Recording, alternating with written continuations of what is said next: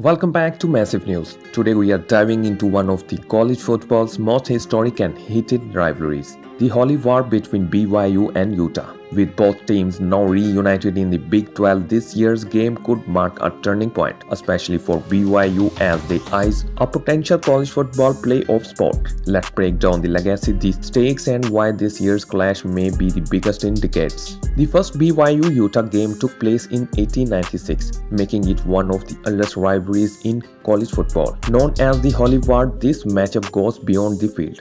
For nearly a century, the schools battled as conference rivals across multiple leagues, from the WAC to the Mountain West. But when Utah joined the Pac-12 in 2011, it seemed the rivalry might cool off. Utah's elevation to the Pac-12 added tension, especially with BYU remaining independent until their recent Big 12 move. Many BYU fans felt sidelined as Utah fans began to see their team as part of the big leagues, viewing BYU as less relevant. This created a dynamic of pride and rivalry that only intensified the stakes on game day. In a twist of fate, conference realignments have reunited these two powerhouses in the Big 12. With the Pac-12 dissolving, Utah joined the Big 12, restoring this rivalry to its conference roots. Now as both teams clash again, this game is no longer just about bragging rights. It is about conference standing and potential college football playoff implications. This Saturday, number 9 BYU faces Utah in a game with playoff hopes on the line.